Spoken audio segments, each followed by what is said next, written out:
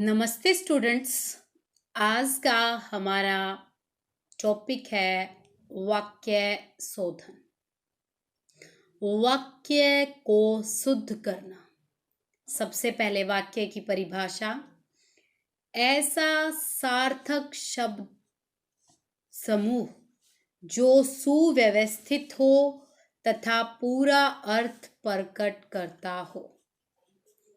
सार्थक शब्द समूह जो सुव्यवस्थित हो और पूरा अर्थ प्रकट करता हो वाक्य कहलाता है।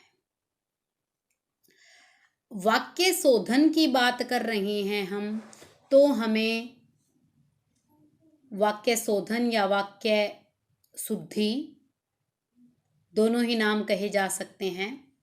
तो हमें वाक्य कैसा मिलेगा? अशुद्ध। अब वाक्य अशुद्ध मिलेगा तो वाक्य अशुद्ध में क्या मिल सकता है? निरर्थक शब्द मिल सकते हैं, निरर्थक शब्द समूह मिल सकता है और सुव्यवस्थित की जगह अव्यवस्थित कर्म पदों का मिल सकता है। उसे अशुद्ध वाक्य कहा जाता है। अशुद्ध वाक्य किस किस प्रकार से हो सकता है? अशुद्ध वाक्य में पदक्रम संबंधी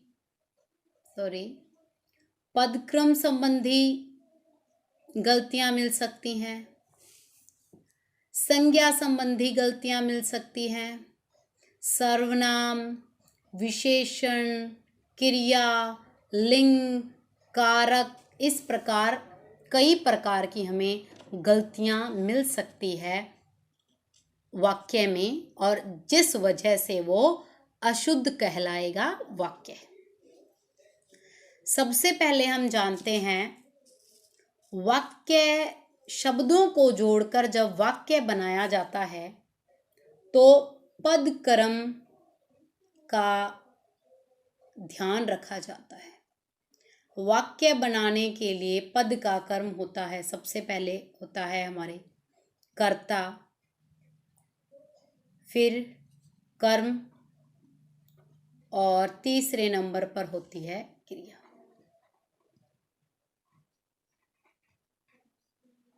जैसे वाक्य हो सकता है फुटबॉल खेला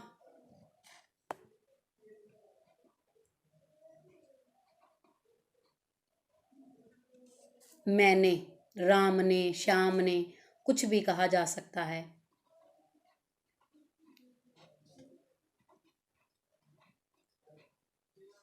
दैनिक जीवन में हम ऐसे वाक्य प्रयोग कर देते हैं कि फुटबॉल खेला राम ने, फुटबॉल खेला मैंने, खाना खाया मैंने, लेकिन व्याकरणिक दृष्टिकोण से ये वाक्य गलत है।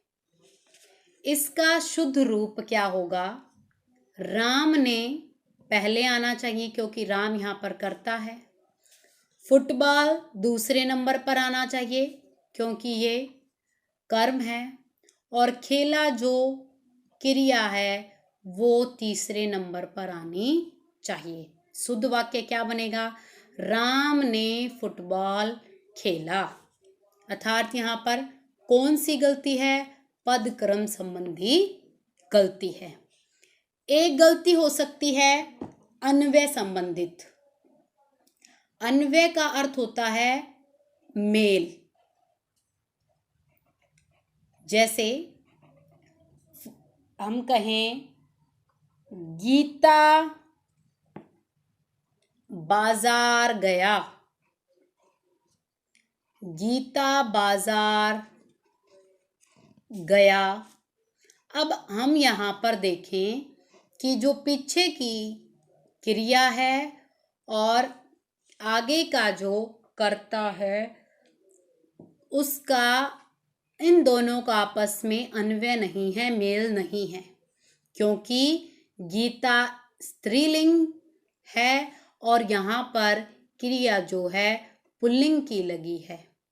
इसलिए गीता बाजार गई, ये शुद्ध रूप होगा इस वाक्य का।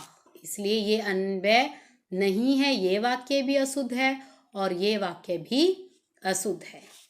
दो से संबंधित हमने पदक्रम संबंधित और अन्वय संबंधित। अन्वय संबंधित अर्थात इसका मेल होना चाहिए, और पदक्रम संबंधित कर्ता, कर्म और क्रिया का सही ढंग से सुव्यवस्थित तरीके से प्रयोग किया जाना चाहिए।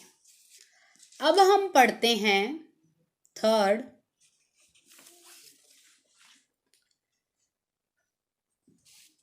संज्ञा संबंधी अशुद्धियां।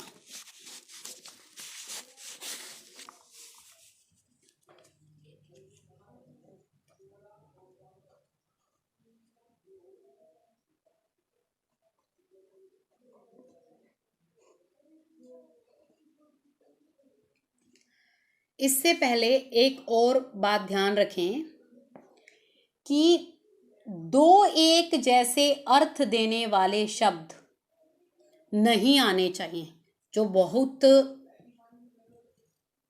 बार मिलता है पेपर में। मात्र और केवल एक साथ मिलता है हमें, जिन दोनों का एक ही अर्थ है।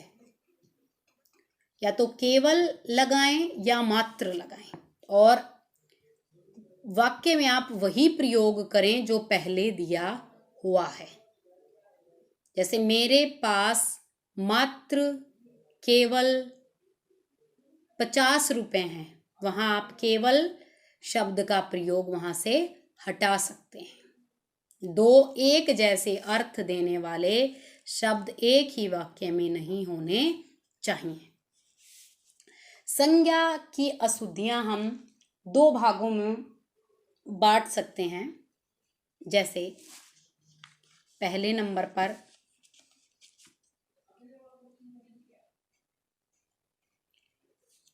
अनावश्यक संज्ञा।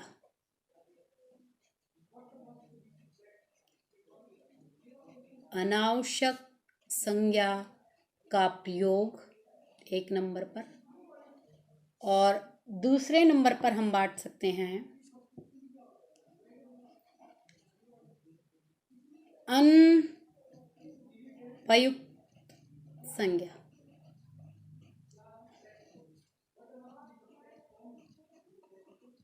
जैसे उदाहरण के लिए हम समझते हैं, अनावश्यक जिसकी आवश्यकता नहीं है, अनुपयुक्त जो उपयुक्त नहीं है, उसके स्थान पर कोई दूसरी संज्ञा आ सकती है, और अनावश्यक जिसकी आवश्यकता ही नहीं है उसको वहां से हटाया जा सकता है। जैसे हम कहें कि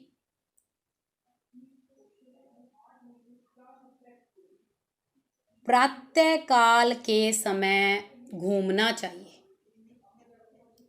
प्रातः काल के समय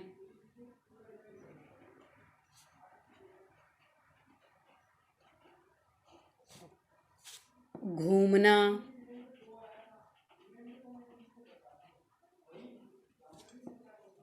चाहिए। अब यहां पर हम देखें, काल और समय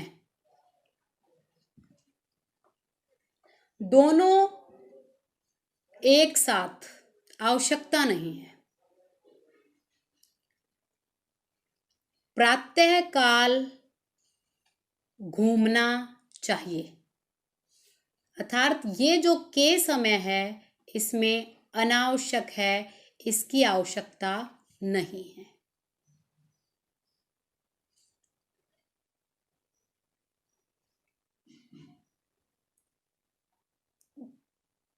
जैसे वह पौधों को पानी से सींचता है।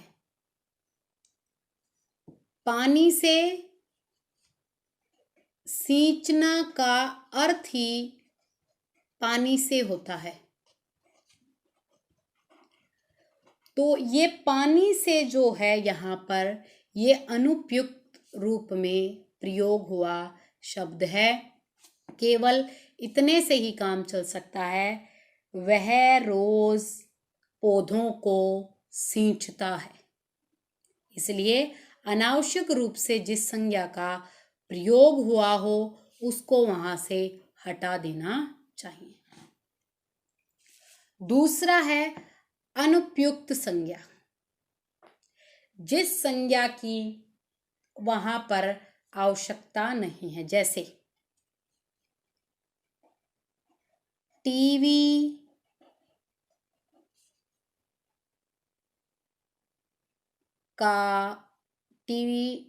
की उत्पत्ति किसने की?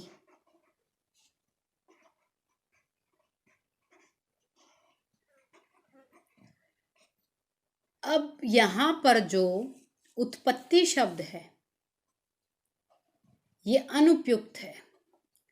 उत्पत्ति वो होती है जो स्वतः होती है, अपने आप होती है। एक खोज होती है, जो चीज पहले कहीं थी और उसको ढूंढ लिया गया। भारत की खोज, अमेरिका की खोज, हम ऐसे पढ़ते हैं। जन्म जो होता है गर्भ से, और आविष्कार जो शब्द है वो कि चारों ओर से सोच समझकर, दिमाग लगाकर किसी चीज का आविष्कार किया गया है। तो यहाँ पर टीवी की उत्पत्ति नहीं हुई है, जन्म नहीं हुआ है, खोज नहीं हुई है, आविष्कार हुआ है। इसलिए ये शब्द यहाँ पर अनुपयुक्त संज्ञा के कारण गलत है। एक वाक्य हो सकता है, विंध्याचल पर्वत को लांघना पड़ेगा। विंध्याचल पर्वत को लांघना पड़ेगा, आगे वाक्य जो भी हो सकता है। अब विंध्याचल जो इसके साथ जुड़ा हुआ है, अचल का अर्थ भी पर्वत होता है, और यहाँ पर पर्वत लग भी गया तो इस पर्वत की यहाँ पर कोई आवश्यकता नहीं है। जैसे ये अनावश्यक संज्ञा में ही प्रयोग हो सकता है। इस प्रकार जैसे सुर सरिता नदी, सरिता का अर्थ नदी होता है, सुर सरिता नदी, नदी की वहां कोई आवश्यकता नहीं है। एक और वाक्य है जो बहुत बार पेपर में भी आता है, जिसमें है तो उपसर्ग संबंधी, लेकिन फिर भी मैं बता देती हूँ। जैसे दरअसल में मैं उसे बताना चाहता था, बताना चाहता था। यहां पर देखें, दरअसल में मैं, कई विद्यार्थी सोचेंगे ये तो सही है वाक्य, परंतु जो असल में दर उपसर्ग लगा हुआ है, इस दर का अर्थ भी में होता है और यहां पर भी में लगाया हुआ है। या तो ये वाक्य लिखें, असल में मैं उसे बताना चाहता था, या यूं लिखे, दरअसल मैं उसे बताना चाहता था। ये में का प्रयोग यहां पर नहीं होगा। इस प्रकार के वाक्य आते हैं पेपर में, इस वाक्य को शुद्ध करें। और यही वाक्य बहुत बार पेपर में आता भी है। यहां पर दरअसल में ही असल में अर्थ है, इसलिए जब दो समान अर्थ देने वाले शब्द प्रयोग किए जा रहे हो तो एक को हटा दिया जाता है। आगे हम 3rd नंबर पे हमने संज्ञा का पढ़ा। अब हम पढ़ते हैं सर्वनाम संबंधी अशुद्धियां, जो 4th नंबर पर है।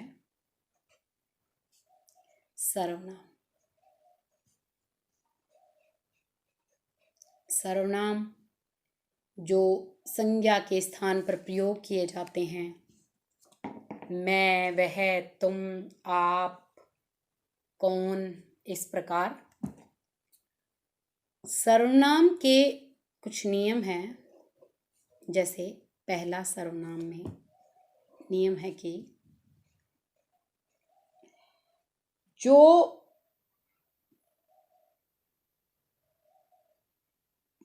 एक तो सर्वनाम शब्दों के साथ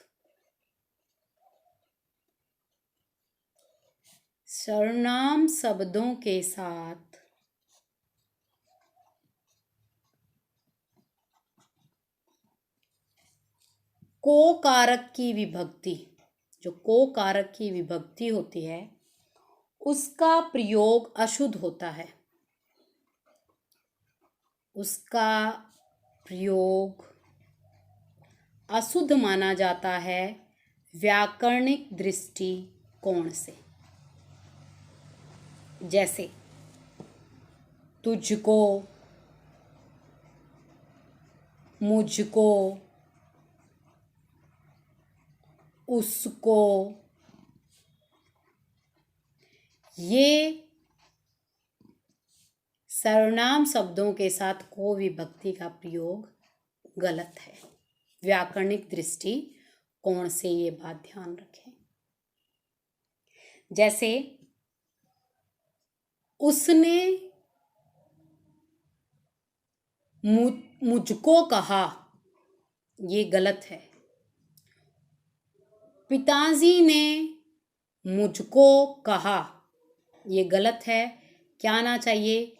पिताजी ने मुझे कहा। मुझे कहा शब्द वाक्य जो है वो व्याकरणिक दृष्टि से सही है।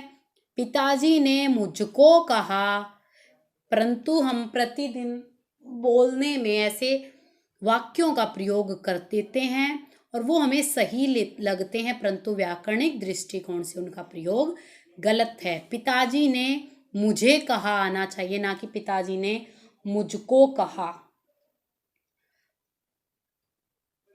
उसको जाना है नहीं होना चाहिए, उसे जाना है।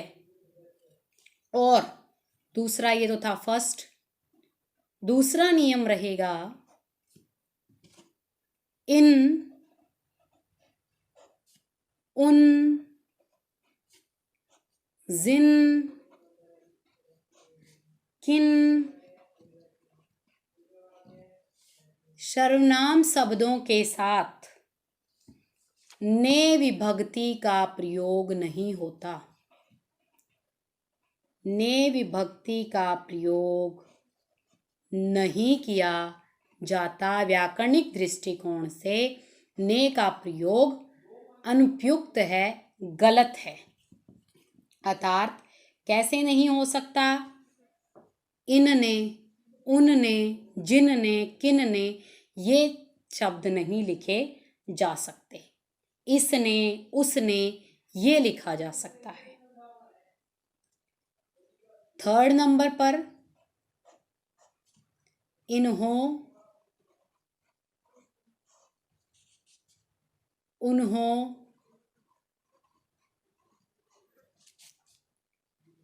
जिन्हों, किन्हों के साथ ने विभक्ति का प्रयोग होता है। इसके विपरीत है, ये होता है अन्य का नहीं। अन्य विभक्ति का प्रयोग नहीं होता, ये बात आप ध्यान रखें। जैसे इन्होंने, उन्होंने, जिन्होंने, इन्हों को, उन्हों को, ये विभक्तियों का प्रयोग इनके साथ गलत होगा। फोर्थ नियम है सर्वनाम का ही।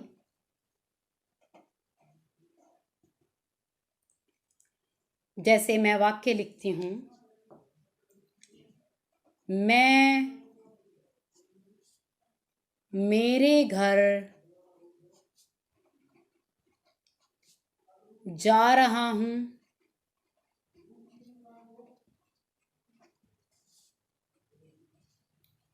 जैसे तुम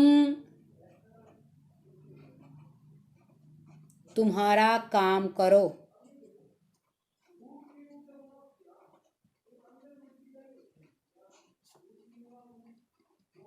यहां पर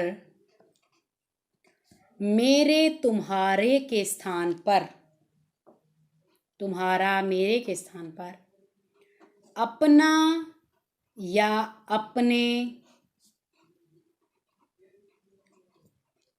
का प्रयोग किया जाएगा। जैसे मैं अपने घर जा रहा हूं,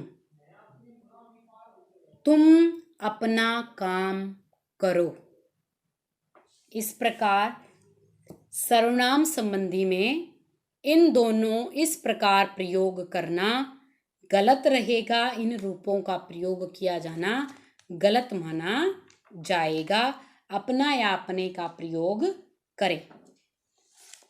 4 पढ़े हमने सर्वनाम संबंधी में। सर्वनाम संबंधी में हमें एक और बात पढ़ते हैं 5th नंबर पर। 4 हमने पढ़ लिए थे। जैसे फॉर एग्जाम्पल, जो हमने फर्स्ट की बात की थी कि सर्वनाम के साथ को विभक्ति का प्रयोग नहीं किया जाता। हमने पहला ही नियम पढ़ा था कि सर्वनाम के साथ को विभक्ति का प्रयोग निषेध है, परंतु कई स्थानों पर को विभक्ति का प्रयोग आता है। कहाँ पर देखें, जैसे आपको माताजी बुला रही हैं।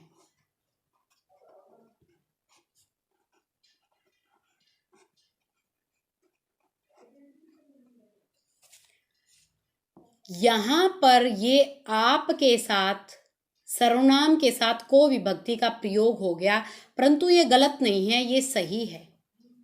क्योंकि जब हम किसी को सम्मान दे रहे हैं, सम्मान के लिए सर्वनाम का प्रयोग कर रहे हैं, तब वहां पर को विभक्ति का प्रयोग उसके साथ किया जा सकता है। समझ पा रहे हैं? और दूसरी बात, जब भी किसी सर्वनाम के साथ कोई कारक विभक्ति जोड़ें तो उसके साथ जोड़ें। यदि आप ऐसे लिखोगे, आप और को अलग लिख दोगे, तो ये आपका व्याकरणिक दृष्टिकोण से गलत है। जैसे एक नियम होता है, पहला कारक विभक्ति चिन्ह, पहला कारक विभक्ति चिन्ह जो है वो चिन्ह सर्वनाम में जुड़ता है, में जोड़ा जाता है। अब कई विद्यार्थी सोचेंगे कि पहला कारक विभक्ति चिन्ह कैसे जोड़ा जाता है। जैसे संप्रदान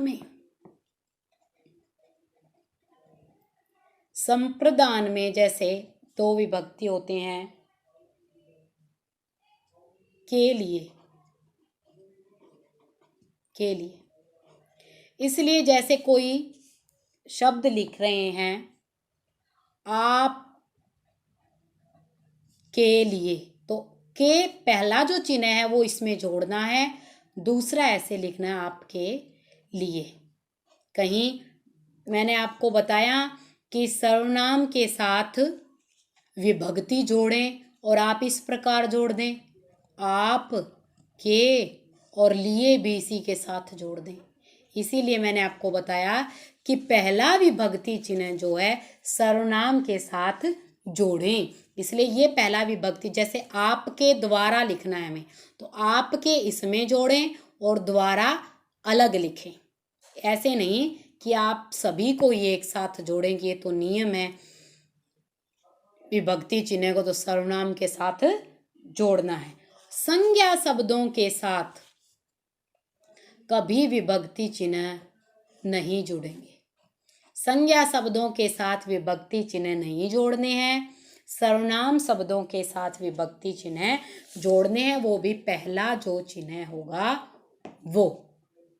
जी, सर्वनाम के बाद पढ़ते हम विशेषण संबंधी अशुद्धियां। विशेषण जो शब्द संज्ञा सर्वनाम की विशेषता प्रकट करते हैं। इसमें जैसे श्रेष्ठ शब्द है, श्रेष्ठ शब्द के साथ तर और तम प्रत्यय का प्रयोग ना करें। श्रेष्ठ शब्द या जिनमें इष्ट का प्रयोग होता है, जैसे कि श्रेष्ठ। उदाहरण से समझते हैं हम। दीपक कक्षा में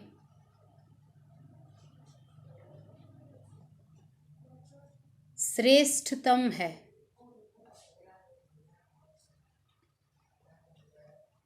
यहाँ पर श्रेष्ठ के साथ तम का प्रयोग नहीं होगा, केवल इतना ही आएगा कि दीपक कक्षा में श्रेष्ठ है। और जैसे दीपक ने कक्षा में सबसे अधिकतम, साथ में लिख दिया हमने सबसे और अधिकतम, ये दोनों एक ही बातें होती हैं। सबसे अधिकतम अंक प्राप्त किए, यहाँ पर इन दोनों की साथ आवश्यकता नहीं है। जैसे और कई विशेषण आते हैं, वह मेरे प्रति अच्छी सद्भावना रखता है। अब यहाँ पर हम देखें कि अच्छा, सद का अर्थ अच्छा ही होता है, इसलिए यहाँ पर इस अच्छा की विशेषण की कोई आवश्यकता नहीं है। वह मेरे प्रति सद्भावना रखता है, वाक्य सही है। या हम कहें मैं एक अच्छे सज्जन से मिला, अच्छे सज्जन से मिला। सज्जन का अर्थ ही अच्छा व्यक्ति होता है, इसलिए यहाँ पर इस अच्छे की आवश्यकता नहीं है। हम पढ़ें शिमला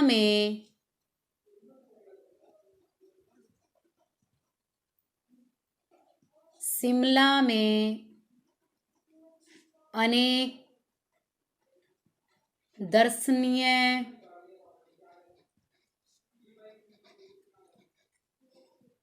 स्थल देखने योग्य हैं।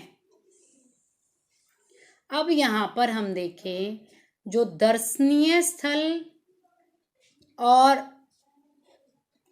देखने योग्य एक ही बात है।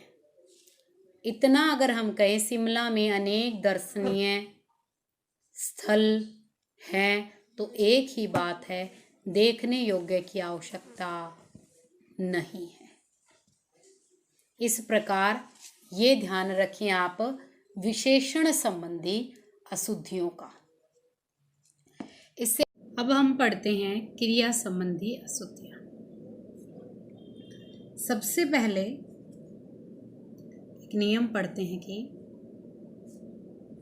पूर्वकालिक क्रिया में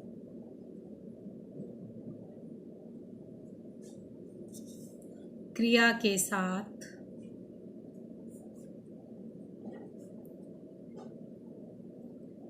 के विभक्ति का प्रयोग नहीं करेंगे। के विभक्ति का प्रयोग नहीं करेंगे। जैसे मोहन टीवी देख के सो गया। पूर्वकालिक क्रिया है यहाँ पर देख, तो इस देख के साथ देख के विभक्ति का प्रयोग ना होकर इसकी वजह से वाक्य अशुद्ध है। यहाँ पर क्रिया लगेगी देख कर। कर का प्रयोग करना है हमें, ना कि के का। दूसरा नियम पढ़ते हैं हम क्रिया संबंधी। एक क्रिया होती है अनावश्यक। जब कोई क्रिया की आवश्यकता नहीं होती और वो लगा दी जाती है तो हम उसे हटा सकते हैं। तीसरा हो सकता है आवश्यक क्रिया हमें लगानी पड़ सकती है, वाक्य में नहीं है, आवश्यक क्रिया प्रयोग करनी पड़ सकती है। एक हो सकता है अनुपयुक्त क्रिया का प्रयोग किया गया है और उसकी जगह हमें उपयुक्त क्रिया लगा सकते हैं। जैसे आवश्यक अनावश्यक में देखते हैं हम, जैसे यहाँ शोभनीय,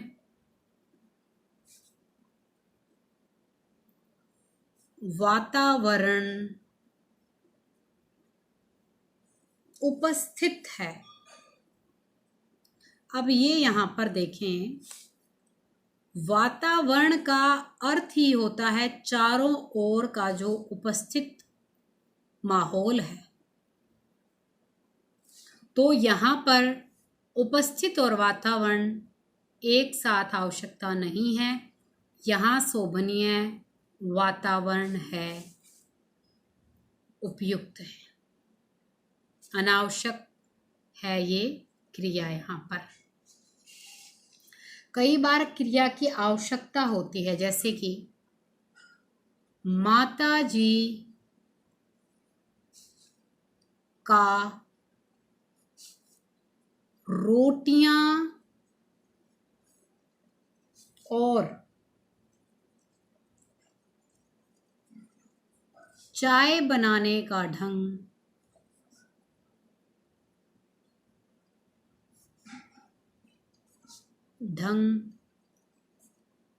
आकर्षक है। अब यहाँ पर हम देखें, क्रिया की आवश्यकता है किसकी? रोटियां पकाने। यहाँ पर क्या आएगा? रोटियां पकाने और चाय बनाने का ढंग आकर्षक है।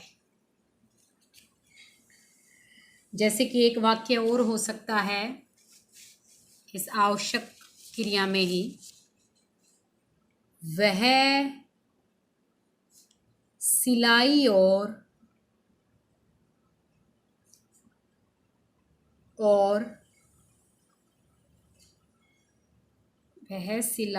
और अंग्रेजी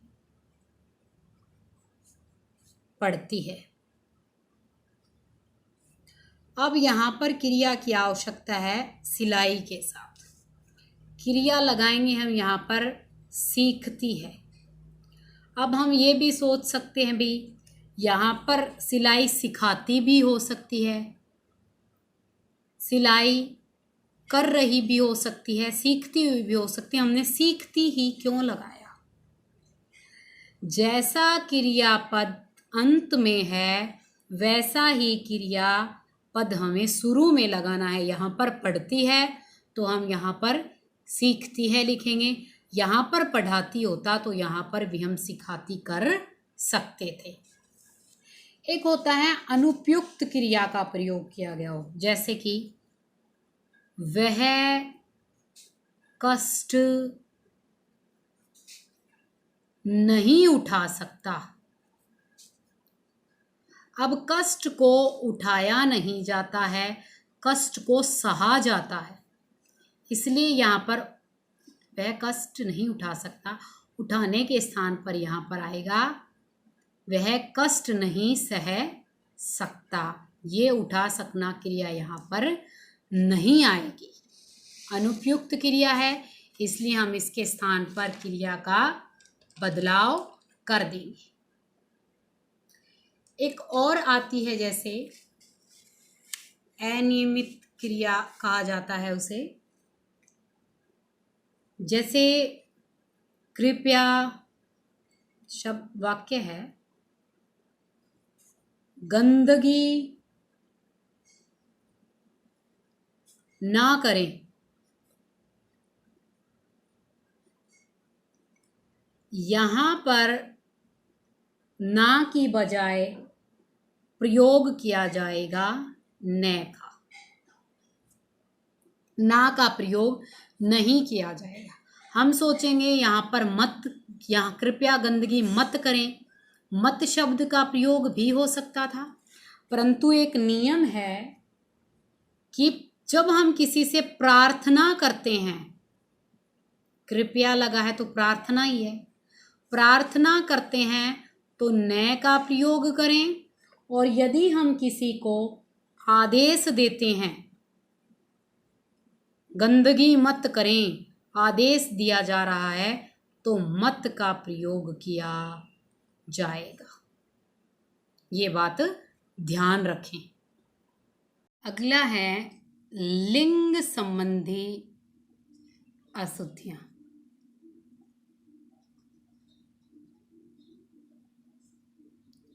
जैसे कई महत्वपूर्ण लिंग पुल्लिंग होते हैं जिनकी हम गलती कर देते हैं, जैसे कवि, कवित्री। कई विद्यार्थी वर्तनी संबंधी अशुद्धि भी कर देते हैं कवित्री लिखने में। विद्वान का स्त्रीलिंग होता है विदुषी, साधु का साध्वी। ये कुछ ऐसे महत्वपूर्ण हैं जिनमें हमसे गलतियां हो जाती हैं, जैसे वीर का वीरांगना,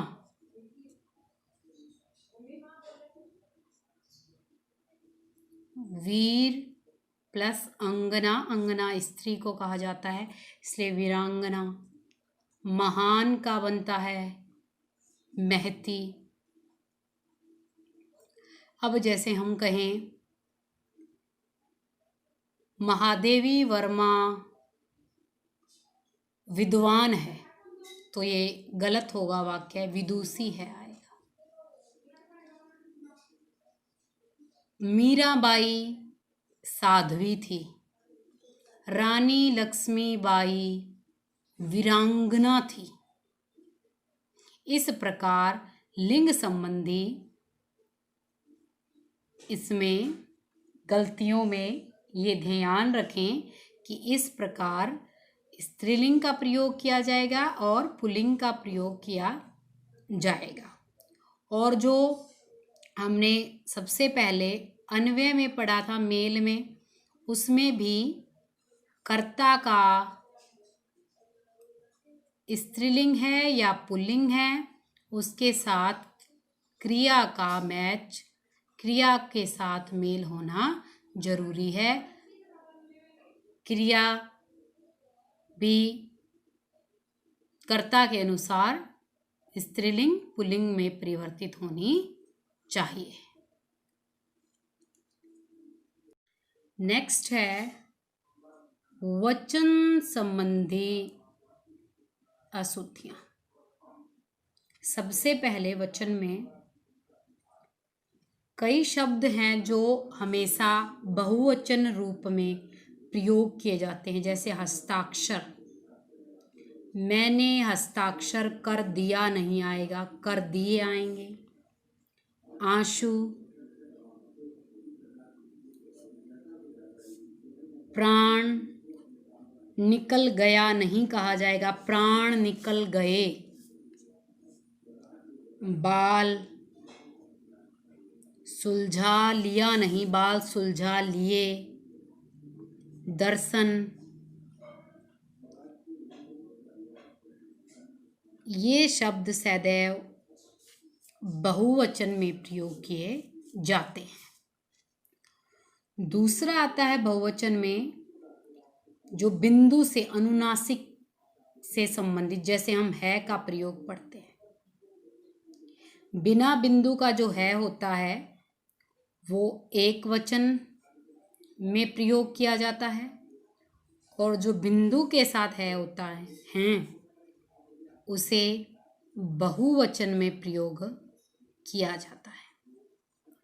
इसी प्रकार और भी बहुत शब्द होते हैं जहाँ बहुवचन बनाते समय बिंदु लगाया जाता है, वो हम पढ़ लेते हैं बिंदु कहाँ लगेगा कहाँ नहीं। जैसे हमारे अकारांत,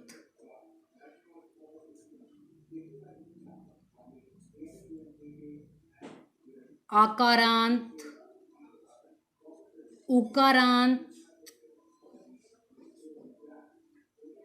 होते हैं, उनकी मात्राओं से संबंधित।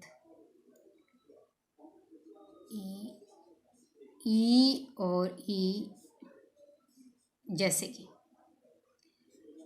जो शब्द इन स्वरों से समाप्त होते हैं वो बहुवचन बनते हैं ओ से, और जो ई से समाप्त होते हैं जो शब्द, वो बहुवचन के रूप में यों का प्रयोग करते हैं।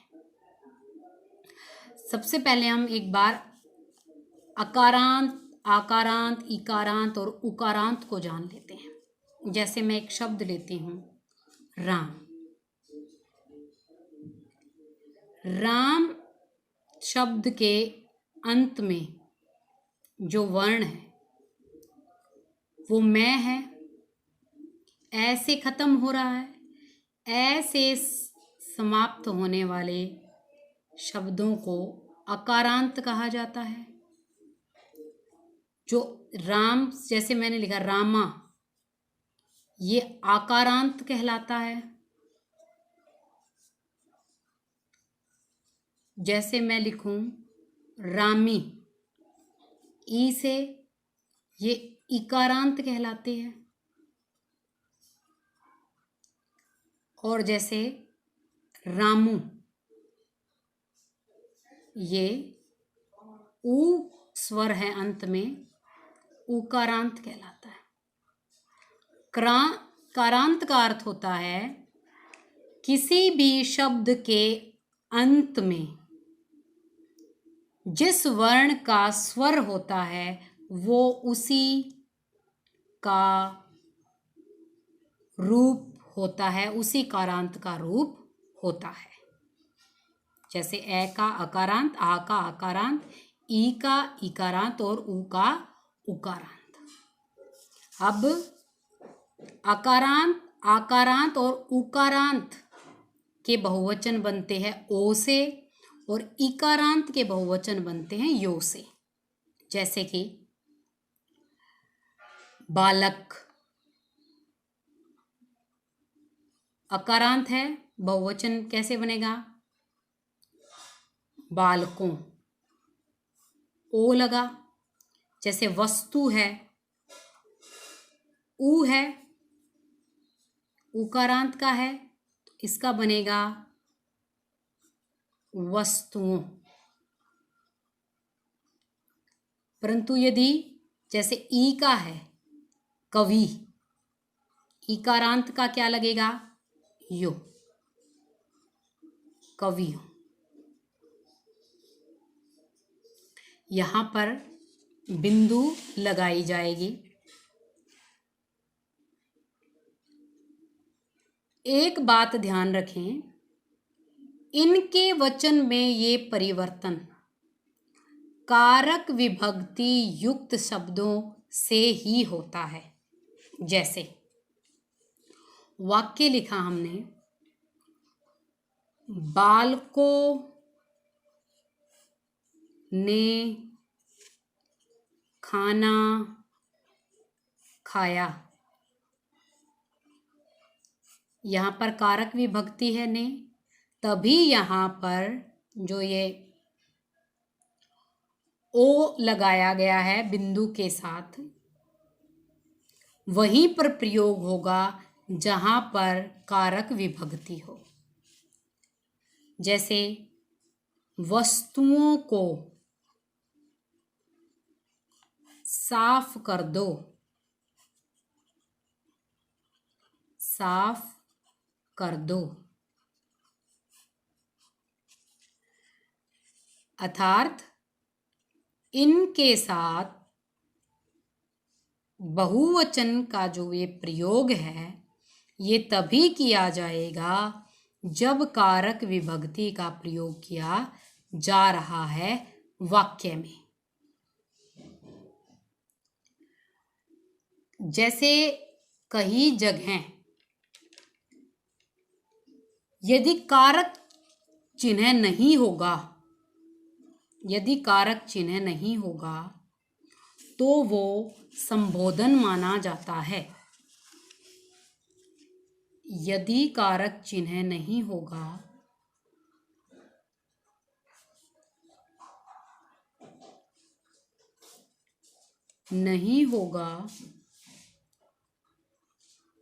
तो वह संबोधन माना जाता है। जैसे माना जाता है, उदाहरण के लिए जैसे प्रिय पाठकों, हम पत्रिकाओं में देखते हैं, ये संबोधन है यहाँ पर पाठकों को, तो यहाँ पर बिंदु नहीं आएगा। यदि ये कहा जाए कि पाठकों से कह दो, यहाँ पर संबोधन नहीं है, यहाँ पर बिंदु लगेगा क्योंकि यहाँ पर कारक विभक्ति का प्रयोग किया गया है।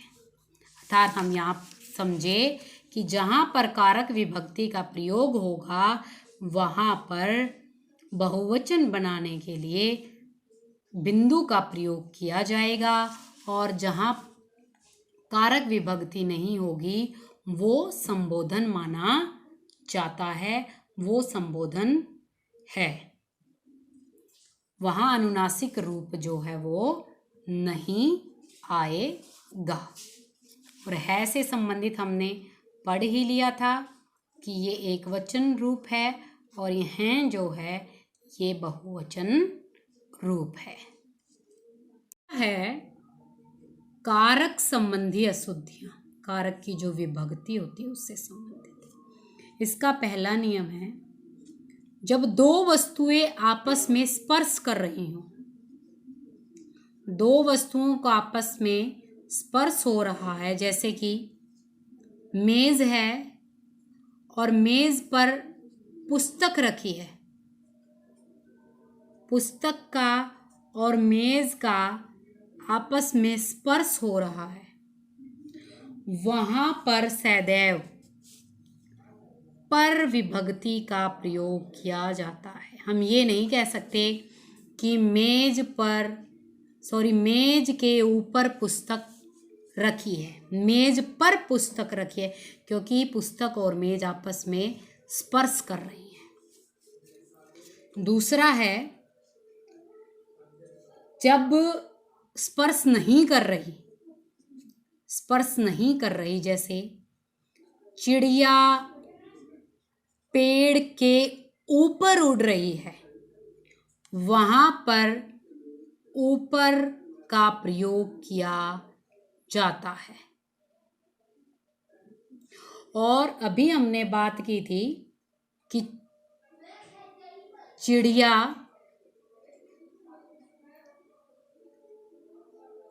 पेड़ पर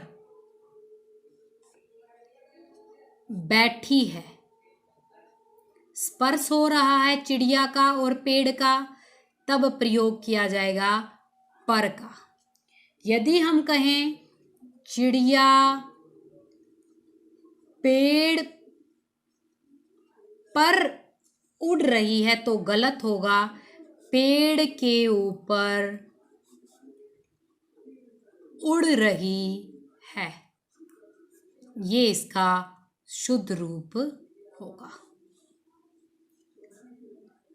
पंखा जैसे सिर के ऊपर चलता है, इस प्रकार जो स्पर्श नहीं है तब के ऊपर स्पर्श है तो पर का प्रयोग करें।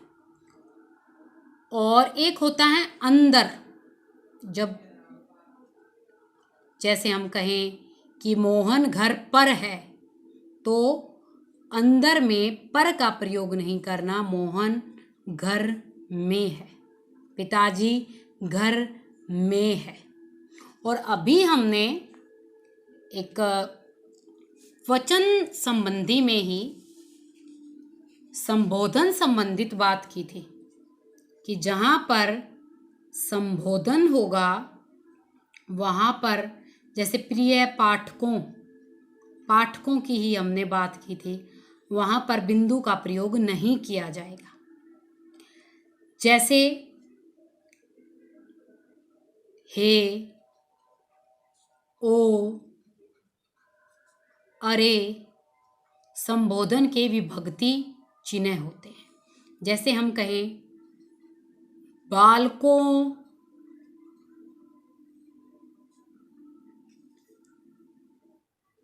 यहाँ आओ,